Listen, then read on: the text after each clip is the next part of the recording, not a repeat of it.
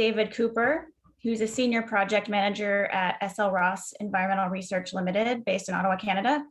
Mr. Cooper is a professional engineer with 30 years of experience in the management and performance of projects related to oil spill technology evaluations, environmental studies, and alternative energy research. He has experience performing bench and pilot scale studies in North America and Europe, focusing on technologies for remediating chemical spills and oil spill cleanup. And today he's going to discuss fate and behavior evaluations of selected conventional and non-conventional oils. And we're almost back on track with time, so David, no need to rush.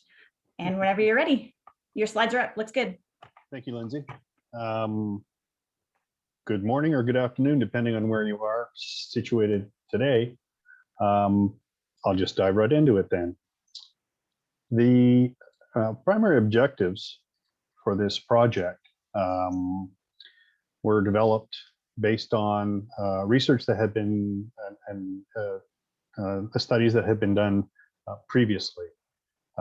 Back around 2015, the Canadian Association of Petroleum Producers, or CAP, and the Canadian Energy Pipeline Association, CEPA, here in Canada, commissioned a report from the Royal Society of Canada to take a look at some of the properties of unconventional oils that had been shipped by pipeline across Canada for consumption. That report identified quite a few high priority research needs to better understand the fate and behavior of different types of crude oils on water. And the project I'm talking to you about right now addresses a lot of those research needs. And we tried to answer a lot of the questions based on the work that we'd performed. Generally, oil properties and how those properties change with exposure to a range of environmental conditions was an area we wanted to look at. Spill behavior, such as emulsion formation, submergence, interactions with sediments and shorelines, as well as trying to identify any differences in behavior between bitumen blends and conventional crudes. And if there were any differences, would it be significant from a spill response perspective? Now, the focus of our study was to look at a situation where a spill may happen and you've got the first few days anyway of a spill. What's the oil going to do? We weren't getting into any long-term impacts. So the first 5 or so days is what we were focusing on. Now, this study consisted of looking at a total of 14 different oils. On the screen on the left-hand side, there's approximately 7 conventional oils ranging in behaviors from a very light condensate that would have a tendency to spread very quickly in the event of a spill, all the way through a conventional heavy, which would generally be very thick and viscous. We also wanted to include the top of the right-hand side, I highlighted here, heavy fuel oil, which is basically a bunker C or bunker 6. It's an oil that's been studied a lot historically, so there's a lot of information available on it. So we wanted to have a good comparator out there to allow people to infer differences between it and a few of the other oils. And as well, it was felt that it was important to include ANS because it's an oil as well that's been studied a lot. We included 3 bitumen blends, as well as an upgraded oil sands product, and 2 synthetics. Okay, so I've talked about these 14 oils. So within the study, we looked at 6 overall testing programs consisting of what we term a standardized analysis, where we look at a bunch of the physical properties of the oils. We weather them for a period of time, take weathered samples, and run subsequent tests on those weathered samples to get additional physical parameters. As well, we contracted out some chemical analysis. So we had baseline information on the parent oil, and as well, we have some chemical data on weathered fractions. We also looked at doing a comparison study of different types of evaporative weathering that researchers do. we wanted to determine if there would be a difference in outputs based on the type of weathering that was performed on an oil sample. We looked at OMA formation as well as flume tank testing, where we weathered oil on a circulating flume. We also performed some lab scale porous media testing, where we simulated effectively a spill on land or a spill along a shoreline where there would be an issue with respect to penetration into media. And finally, we ran a series of tests looking at adhesion of oils onto shorelines. And these were conducted in a wave tank that we have. Okay, the first series of tests, the standardized analysis. We took fresh samples as well as 3 different weathered states. And these weathered states were oil samples that were weathered in our wind tunnel for a period of 2 days, 2 weeks, and 6 weeks. And the way we perform weathering is we put an oil sample in a tray of a particular thickness. We typically are using 2 centimeter thickness, and just allow evaporative loss over time. At the end of the time period, we'll stop the test, capture the oil, homogenize it, and run our additional physical parameter evaluations, looking at a few different properties: density, viscosity, interfacial tension, pour point, flash point, emulsification tendency, etc. The reason for doing this test is kind of twofold. One is it gives you a general flavor for the type of behavior that an oil might perform or might do over time. But as well, the outputs that we generate, along with some calculations, we create parameters and values that can be used as inputs into oil spill models.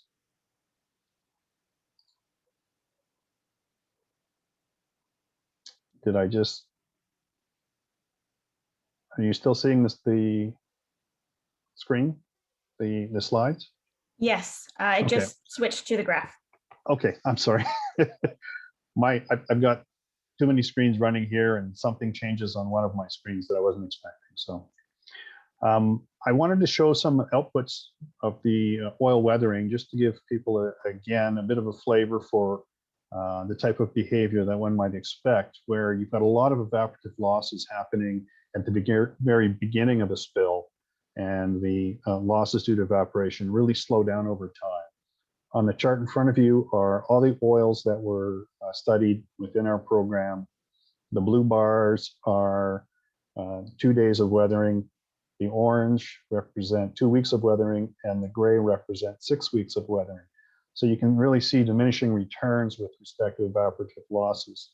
And as well, for a very light oil, such as the condensate, the CRW, its evaporative losses are quite substantial. When we get over to the HFO, or the bunker C, which is effectively a pre-weathered oil, the evaporative losses are very, very small. So here's a quick shot of some of the outputs that we generate, and I'll just quickly zoom in here. So we've got evaporation fractions. We generate results for density and viscosity in a range of different temperatures. Interfacial tension, as I'd indicated earlier, pour point, flash point. We run an ASTM modified distillation as well. And we take all that information, and we're able to generate some outputs using our own models. And here's some of the outputs for ANS, the oil that we're starting off with here. We've started generating 2 standard outputs here. One looking at a simulated spill at 20 degrees C with a wind speed of 20 knots and a thickness of 1 millimeter.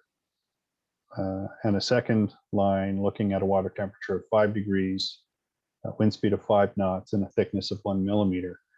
And the conditions were selected so that it would basically bracket common conditions one might expect in the event of spill. So you could kind of estimate your expectation over time as to what sort of losses due to evaporation you'd be looking at. As an example here, if you had conditions that were in between the two, at 48 hours, 40% loss might be a reasonable expectation, plus or minus.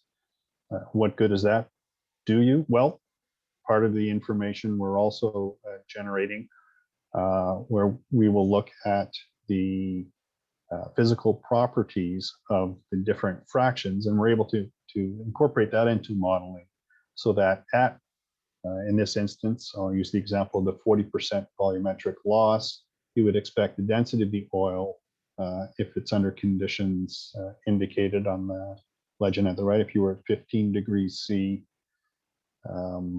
you'd expect the density of the oil to be around the 0.94 range.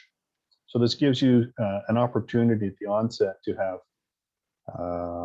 information about expectations in the first few days anyway of a spill. Now, the second area of study, we looked at evaporative weathering comparison. There were a couple of different techniques that are commonly used in Canada, ourselves looking at a standard layered thickness in a wind tunnel. Environment Canada have a completely different method that they've started a while back using a rotovap, where a rotovap device heats up an oil sample to about 80 degrees C, and it's run for a total of 48 hours to generate an endpoint. And then they go back and they take periods where the endpoint is chopped into thirds, and they generate additional samples to get their suite of weathered samples. And then they run their own tests determining density, viscosities, and a bunch of additional parameters for those oils. We wanted to compare and see if ultimately at the end of their testing, if their results could be compared with ours, or if there was a disconnect. It was a question that had been popping up a few times in the past. Additionally, a third protocol that gets used is a much thinner layer. There was some question about the oil layer thickness that we were starting with. So we generated some data on using a very smaller starting oil layer thickness in the wind tunnel. So as part of the protocol for this part of the study, what we did is we took samples that were generated using the different techniques that were weathered to the same endpoint. And what we wanted to do is acknowledge that each method may weather at a different rate. The oils may start thickening up or becoming more viscous at a different rate between the two different methods, between actually the three different methods. But if all the oils were weathered to a similar endpoint, would the physical properties be the same, or would they be different? And that was really the goal of this, because the properties of an oil are really tied to their weathered state. And that's the whole basis on why models work. If you were weathering an oil to 50% loss, at 50% loss, it's going to have certain physical properties. At 70% loss, it's going to have different physical properties, but those physical properties are really tied to the loss fraction of the oil. And we just wanted to verify and confirm if the different methods were skewing the data. In any event, after running a series of tests looking at the different methods, the 1.5 millimeter oil layer in the tunnel, 20 millimeter layer in the tunnel, and the rotary evaporator. Densities for a few of the oils are on display here when they were weathered to the same endpoint. And the endpoint we were looking at for this study was the equivalent of our 6 week in the wind tunnel. So whatever mass fraction that resulted for each of the oils, that's what we were targeting for all the weathering techniques. So the densities looked very close. We were happy with the results as shown. As well, viscosities were fairly close, and there was a little bit of bounce in the numbers. But generally speaking, we were satisfied that the differences really were negligible, and there didn't seem to be a bias in that a particular technique was consistently a little higher than the other two. The numbers did bounce around a little bit, so conclusions were drawn from this, indicating that the methods weathering oils, they did weather oils at different rates, but once we took into account the targeted endpoints, the physical properties were very similar, so they could be linked, and we were satisfied that any of these methods could be used for modeling because of the tie between the physical properties and the weathered state of the samples were verified for the methods that we evaluated. The third series of testing that we did pertained to oil-mineral interactions. We conducted a series of bench scale testing, looking at fresh and slightly weathered samples in fresh and brackish water. We wanted to measure the impact of spilled oil to see if sediments could have an impact on causing either oil to sink or to drop out and separate. A series of tests were run at the bench scale again, using quartz and kaolinite as the two minerals of interest. Concentrations were fairly high that we were using. There was a couple of reasons for that, where we looked at a couple of different studies, expected worst case scenarios in Canada, and as well, we wanted to make sure that the concentrations were high enough to evoke a response. We weren't necessarily concerned with trying to quantify a number, but just see if it would evoke a response. Some of the areas, conclusions that we drew from this portion of the study were viscosity windows would definitely restrict the uptake of sediments. Once an oil becomes too viscous or seems to surpass a threshold, there wouldn't be enough energy in the system to churn the oil or cause a lot of the sediment to migrate into the bulk of the slick. And 4 of the oils were identified, which were really the light to medium oils, starting off with, seemed to be the most effective. And again, we're looking at early stages of a spill, so the first few days.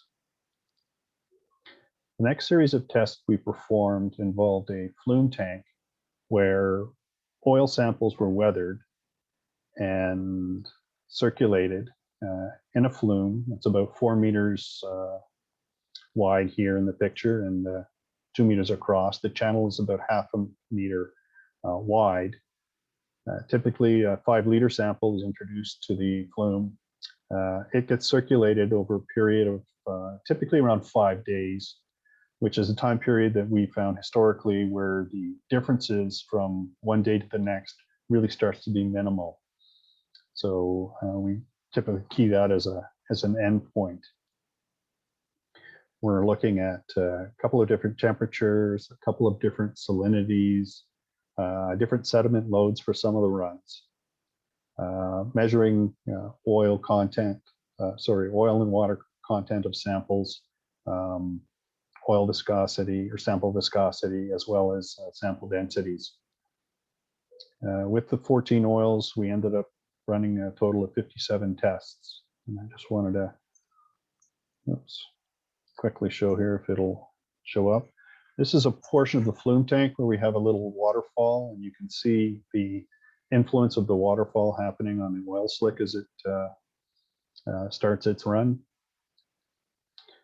So some of the results I just wanted to highlight here for the heavier oils, where a lot of them seem to weather and strike a point very near the magical 1 gram per milliliter.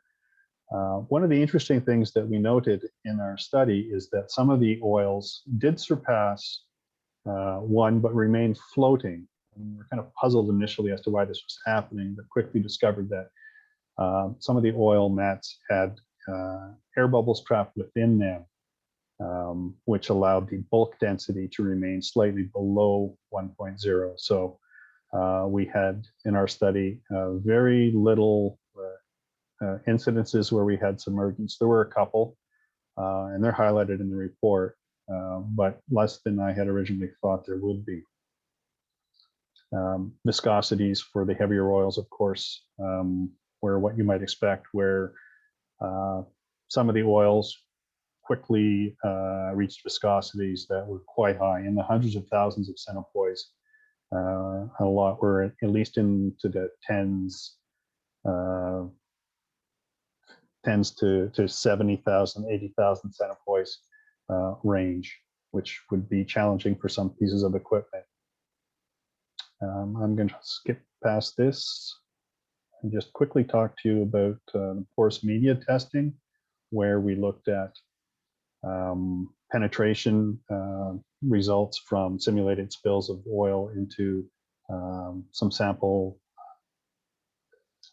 trays that we had and sample containers. What's on the screen now are some of the initial tests that we did, just getting into the detection phase. Some of the oils were readily visible using normal lights. Other ones you had a hard time differentiating with the three types of medias we were looking at. So we used a combination of visual light and UV light to hopefully fluoresce the samples. Well, typically, what would happen in this series of tests is a simulated spill would happen at the very top of the cell. It would be left for a period of 24 hours, and then a water event would happen where we would pour water on top, allow it to flood through the cell, and after a whole period, drain some from the bottom, and we'd measure BTECs that were picked up from the water. So just results here of penetration that were done on some of the larger tests incorporated in this, and some of the BTECs results as well.